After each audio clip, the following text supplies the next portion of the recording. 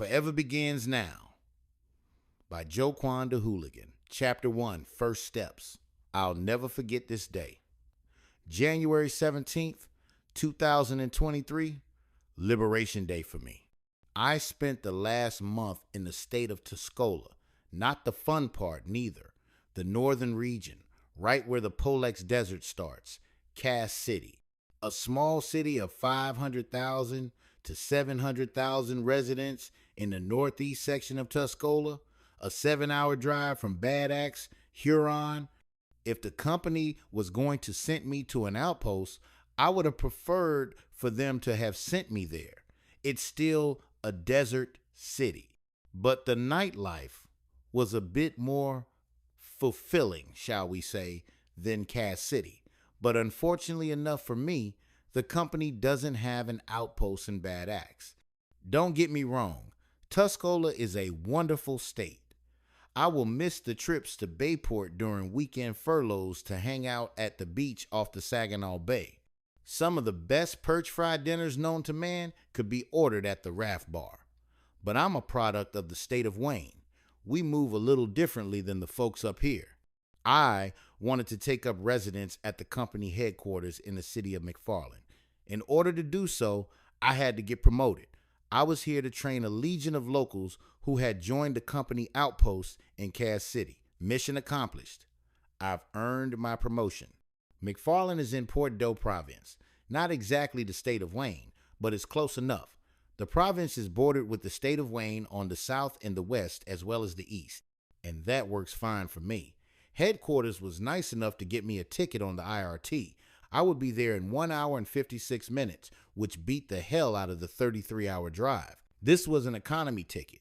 It wasn't a straight shot, so the tram had to make a couple of stops. The first stop was in Deckerville, and the second stop was in Port Sanilac off the Huron Sea. From there, the tracks would ride close to the Gratiot Highway to get us safely to the province. Of all the trams on all the planet of Novus Mundus, of all of the children in the entire nation of Magni Maris 5, Kodos had selected for me to be at this place, at this moment, in this seat, in front of this freckle-faced child who just could not stop staring at me. You never seen a soldier before, you little fucker. I don't blame the kid, I blame the mother. I've been on plenty of tram rides when I was a kid with my mother. And if my mother would have seen me in the passenger car staring back at a soldier, she would have immediately told me to sit my little ass down. I guess it's not much of a safety issue. Nothing's going to run into this tram and derail it. It's as wide as 3 or 4 houses. What could knock it off the track? The National Safety Administration had dubbed the IRT the safest form of national travel. That's why trillions upon trillions of citizens rode these every day. Look at me. So excited about my return to the southeast of the nation that I'm just babbling on here and haven't properly introduced myself. My name is Cameron D. Viler. I'm a level A5 soldier with a private national military company known as the Jahvan Dominion Holdings Corporation. I was born on January 3rd in the year 1998. That makes me 25 Wyclin old.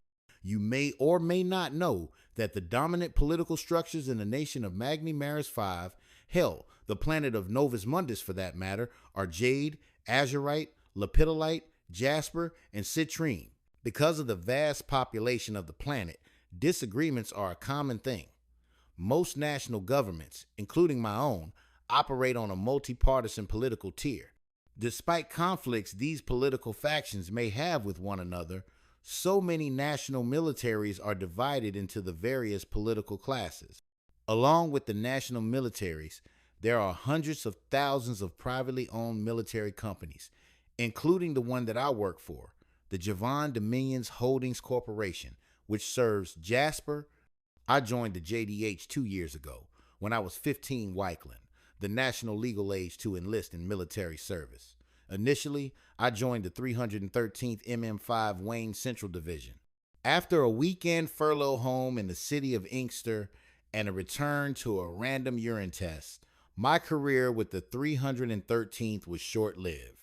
I had to join an outfit that was, let's say, less restrictive than national government forces. So I enlisted with a private outfit, the JDH. They had a legendary reputation as an independent company throughout the region. Campaign after campaign, the JDH became well known for its grassroots self-sufficiency and capability to make what seemed to be impossible look easy. Furthermore, the Jahvan Dominion Holdings Corporation grew to a bit of fame throughout the region thanks to the nationally televised Battle Dome syndications that they would participate in. Around the year 2009, about 70 Wyclin ago, legislation passed in the Magni Maris Five Nations capital, city of Al-Fasan, in the state of Ingram, authorizing legalized warfare broadcast syndications and large arenas constructed for the purpose of isolating conflicts from military entities and corporate structures to resolve their issues with minimum collateral damage. Some of the elite operatives of the organization gained somewhat celebrity status due to their participation in these televised battles. In more ways than I can imagine, I was better off being a member of the JDH than joining a government force anyway. I earned my stripes with the company during Operation Silent Buck Rush. The company was hired by a private logistics corporation to protect consumer goods shipments from hijackings by Azurite forces in the city of Romulus. Shortly after, I was promoted to sergeant and made my request to take a residency at the main campus in the city of McFarland. The brass wanted me to prove my worth before moving in with them, which I can't blame them for. So they sent me to Cass City and put me in charge of training recruits at the outpost there. If I proved my worth, I would be able to be promoted and have the rank required of my class to be able to take up residency in the city of McFarland. This kid is still staring at me, by the way. I thought he had enough. After his last session, this session lasted 20 minutes. That's long enough to sketch a fucking portrait. If the mother paid a little bit more attention to her child than she did to her phone, I wouldn't be forced to sit here and try and mean mug this kid into turning around. I was saved by the voice of the conductor as he announced, "Travelers of the Dominion, we are now arriving at Schaefer Station in the great city of McFarland. This is a national IRT arrival. Please gather your belongings, prepare to disembark, and stand clear of the doors. Welcome to McFarland, and please remember to not eat the yellow snow." I couldn't wait to get off that tram car. This kid was working my last nerves. As I stepped onto the platform, thick flakes of snow began to flurry about. I stood for a moment to take a look at the train that I just got off of. It was massive, a marvel of engineering, and true credit to the technical abilities of mankind. I was just about to light me a jarum as I heard my voice being called. Sergeant Major Cameron D. Viler. I turned around to see a very attractive officer of the JDH calling for me.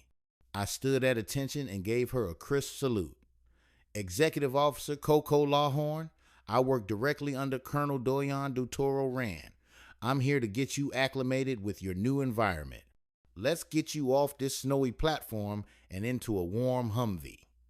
During the 19-minute drive to JDH headquarters from the Schaefer station, Executive Officer Lawhorn informed me that I would be placed under the command of a man named Marshal Voss, and given my own command of about 20 A1 subordinates, making me responsible for close to 12,000 men, some stationed here at headquarters, most scattered throughout the region on various assignments. A lot of these soldiers have been with Jahvan Dominion Holdings Corporation for longer than I've been alive, but I was able to advance further than them and rank due to my current classification structure as a A5. During one of the few brief times I actually paid attention in biology class back at John P. Wagner High School in Inkster off Henry Ruff Road, home of the mighty Vikings, by the way, our teacher, Mr. Bivens, explained to us biological primal structure classification. A 0 or a triple zeros were the average everyday people. Next on the tier are A0 or A double zeros. Slightly faster, slightly stronger. Could lift a car, not over their heads, but if they dropped a quarter underneath one, they would have no problem slightly moving it a bit out of the way to retrieve their quarter. Then were the A1S. I've just been given command over 20 of these fellas. These are the guys who could bench press cars. Next up, the A5s. My classification, we have the power to push over semi-trucks. Next, the A10s. This is where telepathy and caustic levitation begins to come into play. These people are remarkably strong and could jump on top of a 3-story structure with a brief running start. Then the A25s, even faster and stronger than the A10s. Many Jade-aligned military factions have thousands upon thousands of these individuals amongst their rank and file. I've seen news clips on television of 25 soldiers hurling vehicles at each other like they were dodgeballs, and you've got the planet's really strong individuals, A100S. These individuals have the strength to overturn and even throw fully loaded semi-tractor trailers. Last, but definitely not least, the A100 primes. Some A100 classified individuals were just as strong as A100 primes, but not many. Any individual classification from A0 to A100 could crossbreed with each other, but only 2 A100 primes could make another A100 prime. The head of our company, General Doyan Ghettofingeran, was himself a A100 prime, which made sense due to the fact that most nationally registered companies in the nation had to be headed by or at least have a 100 prime in their articles of incorporation. There were few exceptions to the rule, but not many. I was entering my 12th Wyclin of Jasper's service to the Jahvan Dominion Holdings Corporation. There were soldiers that I now outranked that served double, even triple, that time with the company. But I wasn't as green as a rookie, and this wasn't my first time at headquarters, so I knew the procedure. The first thing I would have to do is get a medical exam to make sure I was physically fit for my command, as well as make sure I wasn't bringing any pesky diseases from outside of the province into the JDH compound. As we came up on the Kitdor Avenue exit on the Ellis Highway, I began to feel overwhelmed with excitement. I've been wanted to become stationed here for the past 3 Wyclin. When the major campaigns were won, this is where the celebrations took place. And the one thing the JDH knew how to do was enjoy themselves. Here, soldiers had access to the best vehicles, the best armaments, the best food. I couldn't wait to be a part of the central dwellings of the corporation I serve. But first things first, my medical exam. Chapter 2, Initiation. The medical wing of JDH headquarters smelled like a combination of industrial-grade disinfectant and something that reminded me of my grandmother's basement, damp concrete, with a hint of ozone. The hallways were wider than anything I'd seen at the Cass City outpost, lined with equipment that probably cost more than most people's houses. Everything gleamed under harsh fluorescent lighting that made even the healthiest soldier look like they were coming down with something. I found myself standing outside Dr. Polk Vance's office, reading his nameplate with an intrigued curiosity. The door was solid steel, with a small window, and through it I could see a man in a white lab coat, hunched over what looked like a computer, occasionally glancing up at multiple monitors displaying scrolling data. I knocked twice. "Yeah, come in, close the door behind you," came a voice from inside.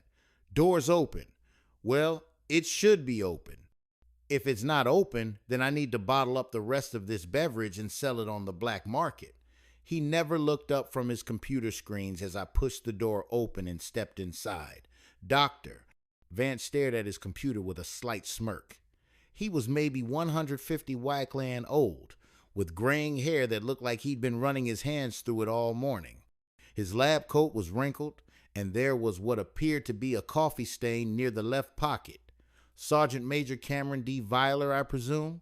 He stood up, extending a hand. His grip was firm, damn firm.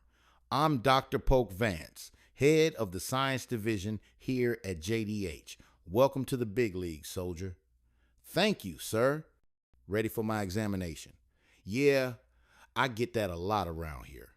I'm ready for retirement, a pension, and a beautiful house in the Fenkels outside of the city of Rosedale." Vance gestured to an examination chair that looked more like something you'd find in a starship than a doctor's office. Have a seat. This won't hurt. Well, most of it won't hurt. Okay, some of it might be mildly uncomfortable, but that's what separates us from the animals, right? Our ability to endure mild discomfort for the greater good. As I settled into the chair, Vance pulled up my file on his computer.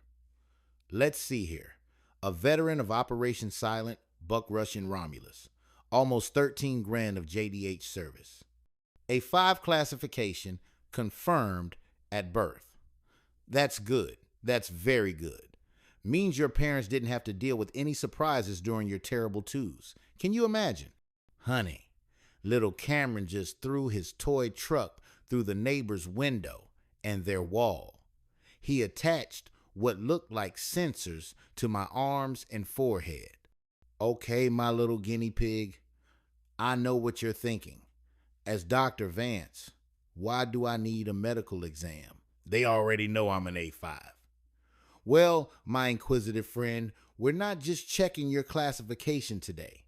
We're making sure that you're physically fit for your command, also reassuring ourselves that you haven't had any entanglements with the unchaste.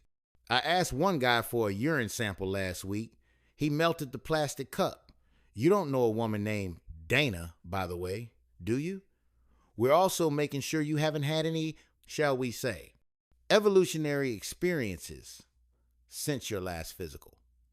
The monitors around the room began displaying various readings, heart rate, brain activity, muscle density measurements. As it turns out, Vance continued, studying the data, trauma has a funny way of unlocking potential in people.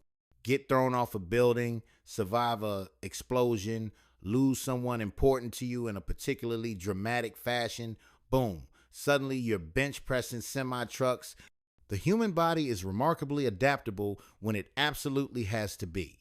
He walked over to a cabinet and pulled out what looked like a stress ball, except this one was made of metal. Squeeze this as hard as you can, and I mean really squeeze it. Pretend it's Dr. Butler back at Cass City telling you should quit smoking. I raised an eyebrow. How did you? I know that's exactly what Butler would say. He said it to me. He wasn't even examining me. We were inside of a nursery school at the time. They didn't mention to you that I'm the head of the science division for the entire corporation? When you perform at the C grade level, it isn't a good idea to remind your boss that waiting on your gas tank to fill up while lighting one up while standing at pump 6 is not a good idea. That's the problem with some doctors. They think they know it all. You mustn't eat too much of this. You shouldn't drink too much of that. Eventually, you just get tired of it. Why do you think that I sent Dr. Butler to Cass City in the first place? He's a jackass. Vance grinned. Now squeeze. I gripped the metal sphere and applied pressure. It began to deform in my hands, the metal warping but not breaking completely. Excellent, excellent. Still solidly A5. No unexpected upgrades? Vance made notes on his computer. Though between you and me, sometimes I wonder if staying the same classification is better than evolving. Sure, the A100S get all the glory, but they also get all the really dangerous assignments. Me? I'm perfectly happy being strong enough to intimidate a car, but not so strong that they send me to wrestle with A100 primes from the Azurite factions. The examination continued for another 10 minutes. Reflex tests, cognitive assessments, and something involving a device that scanned my bone density. Throughout it all, Vance kept up a steady stream of commentary that somehow made the whole process feel less clinical. Well, Sergeant Major, he said, finally removing the sensors, I'm happy to report that you are in peak physical condition and still very much an A5. No evolutionary surprises, no concerning anomalies, and your reflexes suggest you could probably dodge a thrown vehicle if you really had to. Though let's hope it doesn't come to that on your first week. He handed me a data card. Your medical clearance. General Ghettofinger is expecting you in about 7 minutes. You'll find his office inside of the Horizon Hub Center. It's the office so thick with smoke that it might cause thunder and lightning. If you see General Al Flynn up there, Hand him this for me. He passed me a quarter-way finished bottle of scotch. That might get you in as good graces. As I stood to leave, Vance called out, "Oh, and Sergeant Major, word of advice about the general. He appreciates directness. Don't try to impress him with fancy vocabulary or military jargon. Just be yourself." I nodded my thanks and headed for the door, data card in one hand, scotch bottle in the other, ready to meet the legendary General Doyon Ghettofinger Rand. The walk to the Horizon Hub Center felt longer than the entire tram trip from Cass City. When the doors to the command suite finally opened, I found myself facing a reception area that screamed power and discipline. Dark wood panels, military commendations lining the walls, and a secretary who looked like she could bench press the desk she was sitting behind. "What the hell you think you trespassing into?" Several guard sergeants started barking at me as soon as I stepped off the elevator. They stopped instantly when a voice called out, "Down, boy!" They immediately snapped at attention when the same voice said, "Heel!" A middle-aged Caucasian fella with blue eyes and sandy brown hair stepped up, patted each of the sergeants on the head, and said, "That's a good boy. That's a good boy." The name on his red camouflage uniform said Flint. He looked at me in the eyes and said, "You got a pass to be here?" Not sure what to do, I held up the data card as he shook his head and said, "Nope." Then, remembering my conversation with Dr. Vance, I helped up the bottle of scotch. "There it is. Ghettofinger's office is right down there. He's expecting you, Sergeant Major Viler. Welcome to the hub." That must have been General Al Flint, and that must have been as formal an introduction to him as I would receive as he turned away, drinking from his bottle of scotch. I walked down a hallway lined with photographs, JDH operations, group shots of soldiers, and what looked like historical moments in the company's development. At the end stood a heavy oak door with a simple nameplate, Doyon Ghettofinger Rand, HNIC. I knocked twice. "Come in." The mild scent of cigar smoke filled the room. At the center of the large office was a pool table.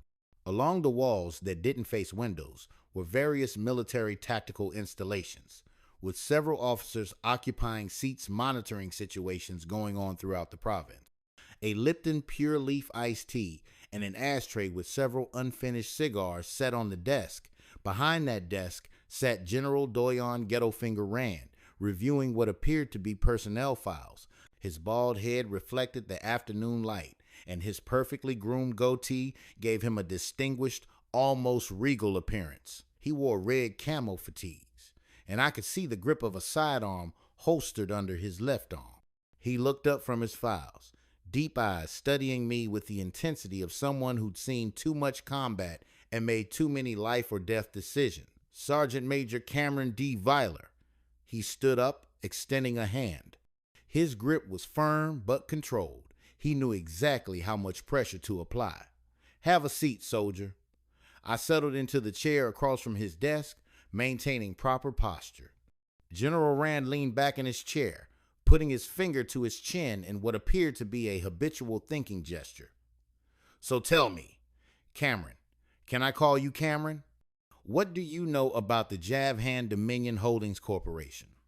"Sir, JDH is a private military contractor serving Jasper political and ideological interests, known for grassroots operations and tactical innovation."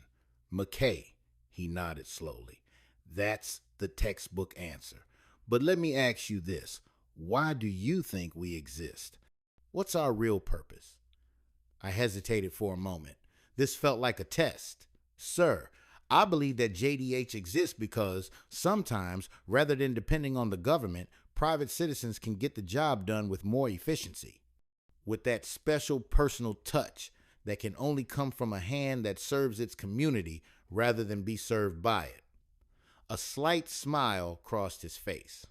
He looked over to a female captain with the name tag Moss, who was monitoring a station, and said, "Ain't that a bitch? The sergeant major is trying to impress me." The captain nodded in agreement. "That's exactly right." He leaned forward, clasping his hands together. "See, this company was started by family, not just by blood, but by bond. Several families beside my own hold signatures on our articles of incorporation. Certain government agencies and corporate entities look to us during their time of need, not because we're particularly efficient at what we do, but because we truly believe in the community that we serve. He stood up and walked to the window, looking out into the main campus. The region respects us. We move different. We take care of our own. Every soldier in this organization is family. You understand what I'm saying? Yes, sir, good. Because I'm about to put you in charge of training some of that family. He turned back to face me. Operation Tape reports. You don't need to know the details, the location, or the timeline. What you need to know is that I'm sending several thousand men on a mission that's going to test everything they've learned about being soldiers. And before they go, I need them to be harder than coffin nails and twice as sharp. He returned to his desk, pulling out a thick folder. Physical conditioning, tactical scenarios, combat readiness. You're going to push these men until they break, then you're going to build them back up stronger. Think you can handle that? Absolutely, sir. Ain't that a bitch? He said with a slight grin, confident. I like that. His expression grew more serious, but confidence without competence gets people killed. So let me ask you something, Sergeant Major. You ever had to make a decision that cost lives? Had to send good soldiers into a situation knowing some of them weren't coming back? The question hit harder than I expected. I thought about my time in Romulus with Operation Silent Buck Rush, where I first earned my stripes. The training exercises, the theoretical scenarios. No, sir. Not directly. Honest answer. Respect. He put his finger back to his chin, studying me. See, that's what separates the trainers from the commanders. A trainer teaches techniques. A commander prepares soldiers to die for something bigger than themselves. Which one are you, Cameron? I met his gaze directly. I'm whatever JDH needs me to be, sir. That's what I wanted to hear. General Rand pressed a button on his desk intercom. Marshal, get in here. Within seconds, the door opened and in walked a man who looked like he'd been carved from granite and pressed into military fatigues. His face was weathered, eyes sharp and calculating. Everything about him screamed third-generation military. General, the man said in a voice that sounded like gravel being ground under tank treads. Marshal Voss, meet Sergeant Major Cameron D. Viler. Cameron. This is Marshal Voss, one of our most trusted officers. He's going to be your direct superior for Operation Tape Reports preparation. Marshal Voss looked me up and down with the thoroughness of someone conducting a weapons inspection. Sergeant Major, heard about your work in Romulus. As a corporal, you saved quite a few lives during the suburban campaign of the operation. Shortly after you were promoted to sergeant, a request came to my father's office, Tyler J. Voss, for you to take up residency here in McFarland. We wanted to see what kind of leader you'd be, so we decided to send you through the meat grinder in Cass City. Training civilians to be soldiers is one thing. Training soldiers to survive, hell, is something else entirely. I understand, sir. Sure you do, Slick. Voss stepped closer, his presence intimidating even by military standards. Because I've been doing this for longer than you've been breathing, son. I've seen good men turn to mush when the pressure gets real. I've seen promising officers crack under the weight of command. The question is, are you going to be another ass at the end of my boot, or are you going to be the kind of leader these men deserve? I straightened my shoulders. I'm here to serve, sir. Whatever it takes. General Rand watched this exchange with obvious approval. Marshal, Cameron here is going to handle the physical and tactical training for the Tape Reports recruits. I want you to oversee his integration and make sure he understands what we expect from our training officers. Yes, sir. Voss turned back to me. Report to Training Complex C tomorrow morning. Wear something you don't mind getting dirty, because you're going to be doing everything you ask your recruits to do right alongside them. We don't train from behind desks in this organization. Understood, sir. General Rand stood up again, signaling the end of the meeting. Cameron, Let me leave you with this. The JDH isn't just about following orders or completing missions. It's about brotherhood. It's about having the back of the soldier next to you, no matter what. You teach these recruits to be warriors, but more importantly, you teach them to be family. You do that, and Operation Tape Reports will be a success. You fail. He paused, letting the implication hang in the air. Well, let's just say failure isn't an option we entertain around here. I won't let you down, General. I know you won't. You know how we do it. Let's get it. He extended his hand again. Welcome to the big league, Sergeant Major. Marshall will show you to your quarters. This company was rich with culture and history throughout the province, and I was finally about to carve my name into it. Chapter 3. Boots, Trays, and Brotherhood. I met a few of the members of my new unit. Some of the men that would be directly under me in training new recruits in a large cafeteria building known as the feeding plant, a 4-story structure. The first 2 floors were large kitchens, processing centers, and export docks, where they would ship prepared meals to soldiers throughout the region. The top 2 floors served as large food courts and cafeterias that would put the greatest college campuses and mall food courts to shame. The A1s that I met who would serve under me each embodied different aspects of JDH culture. Some by the books, a few jokers, and some old veterans that were loyal to the JDH, as well as a few newly promoted fanboys who are just excited about being with the JDH, having grown up watching members of the corporation on the televised Battle Dome fights. The A1 that had the most experience with the corporation was a 73 Wyclin old sergeant named Leroy Bell. I made him my second in command. The feeding plant hummed like a loving grandmother cleaning the kitchen. Thousands of boots shuffled against the tiled floor. Trays clattered. Voices carried across the high ceilings. The intoxicating aroma of meats and spices could be smelt a half a block away. A screen the size of a small billboard hung over the food court, flashing newsreels and highlights from a recent Battle Dome syndication. A lapidolite, a 25 soldier tiare, threw a steel gauntlet to the roar of a crowd. I sat at a table near the edge with a group of A1S who'd soon be under my command, helping me train a 000 recruits. Some sat rigidly upright, eating in silence. Others leaned back, laughing with mouths full of food. It was a cross-section of JDH culture right there at the lunch table. Sergeant Major, one of the younger soldiers said, leaning across the table like he couldn't hold it in, you really were in Romulus, right? Silent Buck Rush? Before I could answer, another A1 snorted. Don't bother him, kid. The man is probably tired of telling those stories. I smirked. No story to tell. Orders came down, we followed them. That's all. A few of the boys were obviously nervous about meeting their new commander, but as other soldiers continued their inquiries about me, laughter broke out around the table and the tension thinned. All right, came a low, gravelly voice from the end of the bench. A broad-shouldered sergeant with an old-school, clean-shaven face set down his tray. Man doesn't need a fan club. Let him eat. The others went quiet without him raising his tone. That was Sergeant Leroy Bell, 73 Wyclin, eyes sharp as glass. I had already decided he'd be my second. Appreciate that, Bell, I said. He gave me a small nod, then turned back to his stew. The others followed his lead, though the Joker couldn't resist. So, Sergeant Major, what's the penalty for not finishing your plate? Push-ups, or do we get assigned KP duty? Depends, I said without missing a beat.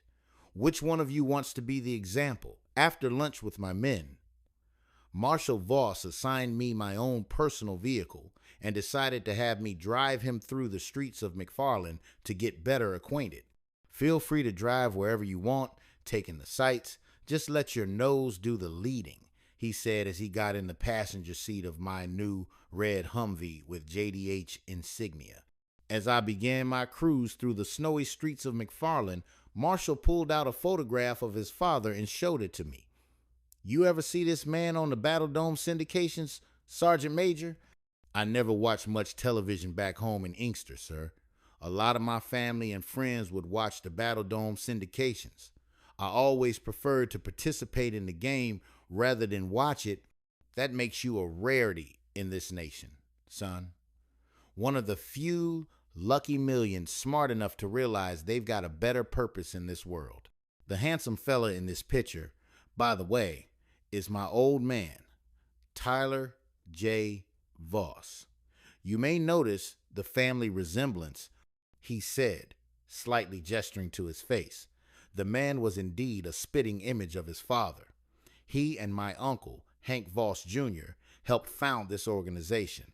They served under my grandfather, Hank Voss Sr., back in Finkel Acres with the 194th at Street Gregory's. That was a long time ago. I was maybe 15 nickelin at the time. Legal age to join, but along with my grandfather being the commander of the 194th MM5 in Finkel Acres, and my family owning a military consulting firm called Voss Ventures, I had no interest whatsoever in military life, as they say. However, the apple doesn't fall far from the tree. I joined eventually around the time I turned 120 Wyclin. In 2009, around that time, our headquarters was in Hamtramck Township. After we lost Finkel Acres, a story for another time, we took temporary refuge in Hamtramck. Eventually, a deal was brokered with Lewis Law for the lease and eventual procurement of a lot of the properties we're driving past right now. As I was cruising down a street called Yancey Yard, I looked to my left and noticed a small concrete park on a corner where several JDH A000s were involved in what looked like a very competitive game of chess underneath a large statue of a woman. That's the Noretta Jai Lewis Memorial. Marshall Voss explained to me. Older sister of Quetta Aquaseas Rand, wife of General Ghettofinger and queen of the JDH. Her family, the Lewises, are the owners of Lewis Law. They were nice enough to allow the corporation to set up headquarters on these properties that they once owned. They still own a lot of these buildings. A lot of members of the Lewis family are amongst our brass as well as rank and file. They aren't founding families like mine, or the Hoys, or the Flints, but they are one of many post-founding families that are important to this organization, like the Duffs, or the Welsh family, or the Levies. Out of curiosity, I asked Marshall Voss, are all of these families a 100 primes? A lot of them are a 100S. Most of the Duffs are a 25S. A 100 primes are just as rare as a 100S themselves. Of the millions we have currently under our service, we only have 3 or 100 primes. The General, his wife and daughter. Are you codistically dense, Sergeant Major? Marshall Voss asked me. Not to my knowledge, sir. Never gave the litanies much attention. I could read the Book of Flow and glance over to the mess menu at the same time. Marshall Voss chuckled. I'm not that philosophically or theologically in tune myself, but I often find the more that I try to disprove it, the more it presents itself as evident.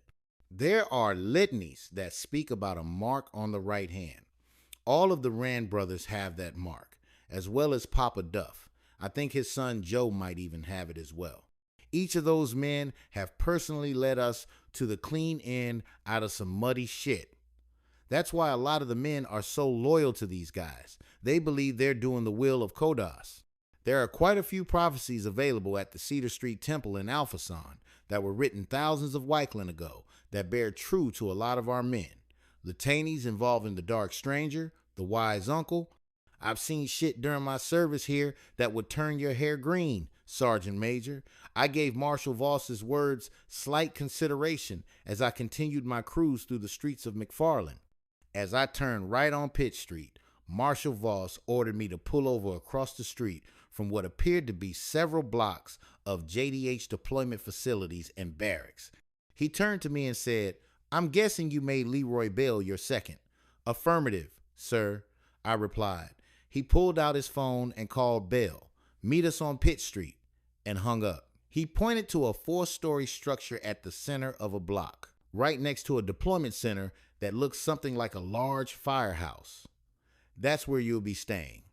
NCO quarters are on the top floor. They'll give you a tour of the facility, introduce you to the sergeant of arms here, and help you find your room. Your gear is already stored there. He looked me in my eye with a more serious tone than he had had throughout the entire drive. You may have noticed I spent most of this drive telling you about the company rather than asking you questions about yourself. Not sure what to say. I simply replied, "Yes, sir." "That's cause I already know what I need to know about you. You were born and raised in Inkster. Went to John P. Wagner High, where you played for the Vikings. You had a girlfriend in grade 10 named Stephanie. She's the one that got you smoking Jarums. Your mother worked as a cashier at Uncle Mar's Hustler's Depot off Annapolis. You prefer listening to music rather than watching television. You're a softball. You write with your right hand and shoot with your left. Your favorite singer is from your hometown. It goes by the name of LaWanda Lee." Surprised at the personal information that Marshall Voss had on me, I simply replied, "Wow." Marshall Voss chuckled. "You'll find that the JDH has remarkable intelligence assets throughout your tenure here. You'll also find that we function as a family. Each member of this organization represents a vital part of the body. No part more important or less important than the other." Leroy Bell approached the passenger side window and offered Marshall Voss and myself a curt salute. As we stepped out of the vehicle, Bell ordered one of his AOO subordinates to park my Hummer at the Apolline garage. The AOO asked Marshall Voss, "You need a ride, sir?" "No, son, I'll hoof it from here." We exchanged our farewells as Leroy escorted me into the building. He gave me a quick tour. Dining in common areas, restrooms, and recreation facilities, as well as a operations station on the roof of the building, complete with a helipad.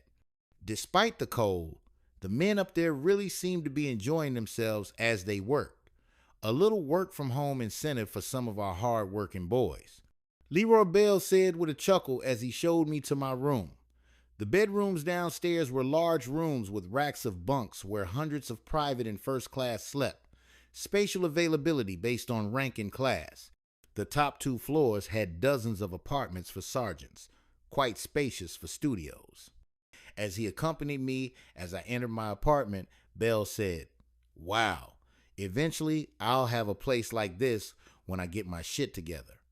As I looked to the rear to see my gear neatly organized next to the bed, I'm on the other end of the hall in room number 37. "Sergeant Major, if you need me, get your rest, and I'll see you in the morning." As I lay in my bed, listening to Coast to Coast AM, getting ready to go to sleep, my thoughts lingered on the day, getting to meet the top JDH brass, seasoned veterans under my command. I recognized that the day was going quite well. That night I had a dream about my mother. We were back home in Inkster, in our project apartment on Moore Court. I don't remember much about the dream except for the last part right before I woke up. She was sweeping up the dining room as she looked at me and said, "Forever begins now." Chapter 4, The Price of Evolution. Training Complex C spans 11 football fields worth of farmland. In the southern section of McFarland city limits in the agricultural district on Blower Street, a maze of obstacle courses, firing ranges, and combat simulation buildings. The morning air bit at my face as Leroy Bell and I walked through the gates just at the crack of dawn. Snow crunched under our boots, and our breath formed clouds in the frigid air. Despite the early morning hours, the complex was already active with other Jahvan Dominion Holdings squads running training operations throughout various sections of the complex. Season leader Ricardo Tall could be heard yelling across the field, "This is how it's done. You thought you wasn't gonna see me? JDH is here forever, motherfucker." As he emptied his carbine on target after target in front of his men. Whether he was angry or drunk with adrenaline, I'm not sure. It's never too early in the morning for some JDH officers to be drunk. My superior officer was at the complex as well, with a few members of what appeared to be top brass that I had yet to be introduced to. It appears they were waiting for me and Leroy Bell to arrive at Range 11, where our men were scheduled to meet with us in less than 20 minutes. Speak of the devil, here he is. I heard attractive female officer mention as we appeared in the peripheral of the group. Sergeant Major Cameron D. Viler, Marshal Voss announced as I walked up. I'd like for you to meet Captain Jack Flint. This is Al Flint's son. You met his father in the general's office yesterday. This is Lieutenant Ruby Rand and General Doug Rand, cousins of our glorious leader. The four of them could barely contain a chuckle, perhaps an inside joke that I wasn't privy to. I offered a sharp salute before extending a firm handshake to all three. The general took a suspiciously skeptical look at my second in command. I was surprised when the general finally said, "What's up, Leroy?" And then my second in command said, "Nothing much." "What's up, Doug?" Apparently, my second in command had pull amongst the brass. After the introductions at Range 11, General Doug Rand pulled me aside while the others continued their discussion about training schedules and equipment allocation. The morning air was crisp, and I could hear Ricardo Tall still barking orders at his squad in the distance. "Walk with me, Sergeant Major," General Doug Rand said, turning his back to the wind to light up a Newport he pulled out of a fresh pack. I took the opportunity to light one of my Jarum. "We need to have ourselves a little chat before you meet your boys." We stepped away from the group, moving toward a quiet section of the complex where the sound of gunfire was more distant. "My cousin approves of you. It isn't an easy task for fresh meat. You must have impressed him in that office of his." "I guess so, sir," I replied. "You see how big his office is?" he said, looking at me with what appeared to be jealousy in his eyes. "Yes, sir, I did. I'ma roofie that motherfucker one day and spend the whole day in his office. If you tell him about my diabolical plan, I'll tie you up and beat you with a sock full of nickels." I chuckled as we continued our walk. "So, Sergeant Major, you requested headquarters residency 3 Wyclin ago. Despite proving yourself in Romulus, we made you earn even more stripes in Cass City before we drug you down here to throw you into the shit. I bet you're wondering why. The thought had crossed my mind, sir. Well, let me enlighten you." He stopped walking and turned to face me. "See, most training officers treat their job like they're teaching Sunday school, all gentle encouragement, and you can do it bullshit. But Operation Trees isn't Sunday school. It's more like, well, hell with better catering." I waited for him to continue, sensing there was more to this conversation. "Here's the deal," General Rand said, gesturing with his Newport. "We've got a large, coordinated operation coming down the pipeline. Multiple companies, multiple objectives, and multiple ways for good soldiers to end up as fertilizer. Your job is to train Golf Company, those 237 fresh-faced recruits who are about to learn that war isn't like the Battle Dome syndications. What's their specific role in the operation, sir?" General Rand chuckled, a sound that held no real humor. "Nice try, but that information is classified so far above your pay grade, you'd have a better chance of getting you some giraffe pussy. What I can tell you is this. Golf Company is one piece of a very large puzzle. Think of it like a wedding. Golf Company, they're the guys who set up folding chairs. Not glamorous, but if they fuck it up, nobody gets to sit down for the ceremony." He resumed walking, puffing thoughtfully on his Newport. 6 weeks, Cameron. That's what you've got to turn booger eaters and pimple poppers into soldiers who can follow orders, stay alive, and accomplish their mission without pissing themselves. What kind of conditions should I prepare them for, sir? The kind that'll test every bit of training you give them. General Rand's expression grew more serious despite his casual tone. Now, here's the interesting part. If you do a good job whipping Golf Company into shape, and I mean a really good job, there might be an opportunity for you to actually lead them in the field sometime down the road. The prospect of field command sent a surge of excitement through me. We expect Operation Trees to be an extended campaign. First, you'll train your boys. Then you'll lead them in the field after you graduate enough classes. He studied me with sharp eyes. Command in the field is different than command in training. In training, fuck-ups mean push-ups and extra duty. In the field, mistakes mean body bags and letters home to mothers. We walked in silence for a moment while I processed this information. You know, General Rand continued, his trademark grin returning, most sergeant majors would be asking me about equipment requisitions or training schedules right about now. But you're thinking about something else, aren't you? Just wondering why me, sir? There are more experienced trainers available. There are, General Rand agreed, flicking ash from his Newport. But most of them think they know everything already. You're still hungry. Still got something to prove. That hunger will push those recruits harder than any manual or regulation ever could. He stopped and faced me again, his expression turning serious. Let me tell you something about Operation Trees that isn't classified. It's going to be ugly, messy, the kind of operation where good planning meets bad luck and has a knife fight in an alley. Your boys in Golf Company are going to need every advantage you can give them. The operation is private now. Eventually, it will go public. The press will get involved. That means we'll need our boys and their commanders looking good when reporters start putting the stories to paper. I understand, sir. You sure about that?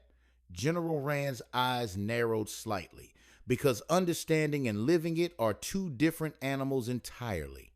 You've seen combat in Romulus, which is more than most of these training officers can say. But this is going to be something else. He checked his watch and began walking back toward the group. Looking at my stole, it's about that time. Time to meet your recruits. After General Rand dismissed me, I positioned myself directly behind Leroy Bell as he stood on a short observation post looking over what appeared to be a gaggle of hooligans. I already liked what I saw. 237 A0 recruits reporting for training today. Sergeant Major Bell said, consulting his clipboard. Fresh meat from all over the province. Some of these boys have never held anything more dangerous than a butter knife. I've had similar trainees stand before me in Cass City, I replied. I see no problem whipping these boys into shape. We approached Range 11, where the recruits stood in loose formation, their JDH-issued winter gear still too clean, their faces still too soft. In 6 weeks, they'd need to be ready for whatever Operation Trees demanded of them. All right, listen up. Bell's voice cut through the morning air like a blade. The recruits snapped to attention with varying degrees of success. I'm Sergeant Bell, your primary instructor. This is Sergeant Major Viler, your commanding officer. For the next 6 weeks, we own your asses. You will eat when we tell you, sleep when we allow it, and breathe only because we're feeling generous. A few nervous chuckles rippled through the formation. Bell silenced them with a look. Today we start with weapons familiarization. Follow me to the armory. The armory was a testament to JDH's resources. Rows of rifles, sidearms, and tactical gear lined the walls. Bell moved through the space like he'd been born there, selecting weapons with practiced efficiency. Standard issue JDH assault rifle, he announced, holding up the weapon. Some of the finest product United Industries can produce. Semi-automatic, 30-round magazine, very effective kill range. This weapon has kept JDH soldiers alive through more operations than you've got hairs on your dicks. Treat it with respect. For the next 2 hours, Bell ran the recruits through basic weapon handling. Grip, stance, sight alignment, trigger control. Some of them fumbled through the exercises like they were learning to walk. A few showed natural aptitude. Sergeant Bell called out a young recruit with eager eyes and a voice that hadn't quite finished changing. What kind of weapons will we be using on Operation Trees? The training yard went quiet. Bell's expression hardened. Son, let me give you some advice that might save your life. Stop asking questions above your pay grade. Operation Trees is classified, and recruits who can't keep their mouths shut tend to find themselves reassigned to shit duty, permanently. The kid nodded quickly, his face flushed with embarrassment. Now, Bell continued. Let's move to live fire exercises. Form up in groups of 12. The firing range stretched out before us, targets positioned at various distances. Bell demonstrated proper firing positions while I observed, occasionally stepping in to correct a recruit's stance or grip. The sound of gunfire echoed across the complex as the recruits began their exercises. Sergeant Major? Bell called out during a brief lull in the firing. Private Henderson is having trouble with his groupings. Mind taking a look? I walked over to where a thin recruit was struggling with his rifle. His shots scattered across the target like he was firing with his eyes closed. Let me see your stance, Henderson, I said. The kid adjusted his position, but something was still off. I moved closer, reaching over to help adjust his grip on the weapon. Keep your elbow tucked, and all of a sudden, from behind me, I heard the distant voice of Ricardo Tall yelling, "What the fuck are you doing?" The explosion came from somewhere behind me, followed immediately by searing heat and a pressure wave that lifted me off my feet. The world went white, then red, then nothing. I found myself floating in darkness, weightless and confused. Sounds drifted in and out, shouting voices, medical equipment, the rhythmic beeping of monitors. For a moment, I saw the comical face of Dr. Polk Vance in front of me with a cigarette in his mouth. I would have laughed if I could, but I couldn't move, couldn't respond, couldn't even open my eyes. Time became meaningless. Hours or days passed in a blur of distant conversations and mechanical sounds. Occasionally, I caught fragments of discussion. Shrapnel, internal bleeding, classification, stress response. Then gradually, the darkness began to shift. Not lighter, but different somehow. Warmer. I was standing in the dining room of our old apartment on Moore Court in Inkster. The familiar smell of my mother's cooking filled the air, along with the sound of her humming while she worked. She stood at the kitchen counter, her back to me, wearing the Vikings t-shirt she always wore when she cleaned house. "Mama?" My voice sounded strange, younger somehow. She turned to face me, and her smile was exactly as I remembered, warm, knowing, touched with the kind of love that only mothers possess. In her hands was an old push broom, the same one she'd used to sweep our floors every Saturday morning. "Cameron, baby," she said, moving toward the dining room, "you've been sleeping for a long time. I don't understand. Where am I?" She began sweeping the floor with slow, deliberate strokes. "You're right where you need to be, son. Right at the edge of becoming who you're meant to be." The room around us seemed to pulse with a strange energy. The walls breathed. The floor rippled like water, but my mother continued sweeping as if nothing unusual was happening. "Am I dying, Mama?" She paused in her sweeping and looked up at me with those knowing eyes. "Dying? Child, you're not dying. You're being born. Some folks get born once when they come into this world. But special people, they get born again when the world tries to break them." She resumed her sweeping, and with each stroke of the broom, I felt something changing inside me. A warmth spreading through my chest, a strength I'd never felt before. The accident wasn't no accident, baby. Nothing ever is. Everything happens for a reason, even when we can't see it at the time. She swept a small pile of dust toward the corner. "You've been given a gift, Cameron. The question is what you're going to do with it."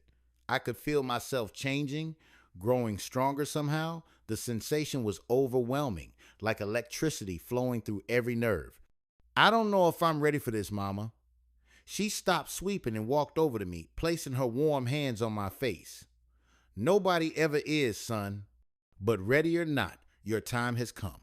The room began to brighten, the walls dissolving into points of light. My mother's image started to fade, but her voice remained clear and strong. "Remember, Cameron, every ending is just a new beginning wearing different clothes. And for you, baby," her voice echoed as everything around me turned to brilliant white light. "Forever begins now." I felt myself falling, or maybe rising. it was impossible to tell. The warmth in my chest exploded outward, flooding every cell in my body with new life, new strength, new purpose. Somewhere far away, machines began beeping faster and voices grew urgent with excitement.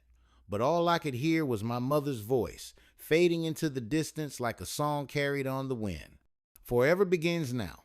The light consumed everything, and I surrendered to whatever I was becoming.